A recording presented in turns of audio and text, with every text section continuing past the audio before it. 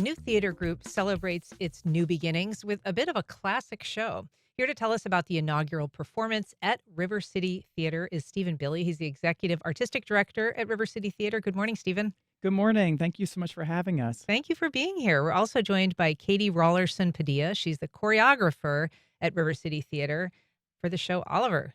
Welcome. Thank you. Kate, Hi. hi, it's nice to have you, Katie. So, I guess I would just start by asking why another theater? We're starting River City Theater. There's other theaters in town. What is different? What is needed in the Jacksonville artistic landscape that calls for this? Yeah, absolutely. Well, I would say Jacksonville has such a rich theater scene already that's there in existence. So, we are not necessarily wanting to have a theater organization that takes over in any way as far as that goes, but really collaborating and contributing to the theater scene. Hmm. And we're very focused on, quality of life and enhancing the quality of life through the arts. So really the partnership there.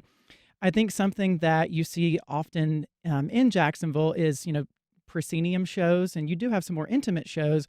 But one thing we really wanted to focus on was staging in a unique way, something outside the box. And in the space that we're performing in, Betsy Leavitt Hall of the Good Shepherd, the Episcopal Church, is going to be 128 seats. So, if you come and see it, it's going to be in the round. So you're thinking about it that way. That's a very different approach than when you're 15 feet away from the stage and seeing it staged in that way. And if you come, more than one night, you're going to have a completely different experience too, because that's a different angle. And that's also a unique way to think about it as well. Yeah. And so theater in the round is a whole different challenge. I'm thinking your work as a choreographer is 360 degrees more difficult, Yes. than it is if you're doing it, Yes. within a proscenium, Right. frame. So how do you approach that creatively? I'm guessing that's kind of a big challenge. Yes. This is actually the first show that I've choreographed in the round. I've done some other things that are like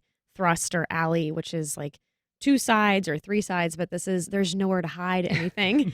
And you have to think about, instead of things obviously facing the front and proscenium style, you have to think about angles and things being circular and because everybody can be seen, spreading people out correctly and sight lines and all sorts of things that You aren't can't hide as anybody at the back, right? no, No. there is no back, Yeah. there is no front. Yeah. It's just everybody is really truly equal. So it's very challenging, but it's also really neat because you do, like Stephen was saying, you get a different perspective and almost a different show depending on which side you're sitting on. Yeah, and you've chosen, we're seeing some pictures now from rehearsals, but you've chosen Lionel Bart's Oliver as your first production.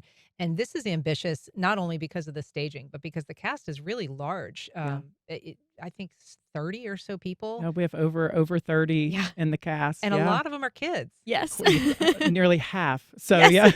yeah. Nearly half. But I would say that that's kind of where our heart is, though. My background is in theater education, and so that was my And you very. used to teach at Bart? I did, yeah. I was the theater teacher there for 4 years, and loved my time in the classroom, and always wanted to. The lifelong dream is to start my own theater organization. So it was just the right time. And one of the things about Oliver is it's a classic. It's a Tony and Olivier award-winning show.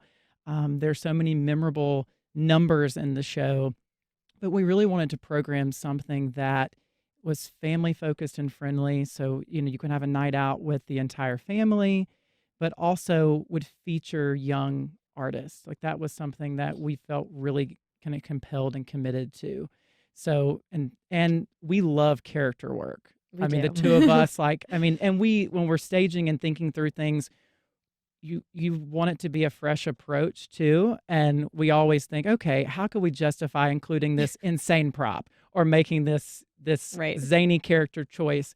And the show really has so much heart with the characters that are in it. Mhm. And we've discovered that even more so as we've been blocking and staging the show too. Yeah, and being inclusive, I know that one of the goals is to get people involved, even if they may not have a background in dance or musical theater. If people are interested in first of all, seeing this show, just tell us a little bit about how they can, and then if they want to get involved in the troupe going forward, how they can. rivercitytheater.com. Yeah. Yeah. The tickets are live now, and they're going quickly. So we're encouraging people to go ahead and book in advance. But we're running July 17th through the 27th, and all of the performances are in the evening at 7 p.m. But tickets are available through rivercitytheater.com. And like we said before, if you come, bring a few people with you, and then if you love it, which we promise you will, come back and you can see a completely different show from a different angle. But yeah, they're live now, and it's at the Episcopal Church of the Good Shepherd over in Riverside. All right. Well, Katie Raulerson, Padilla, Stephen, Billy, congratulations. Break a leg. Thank you Thank so you. much.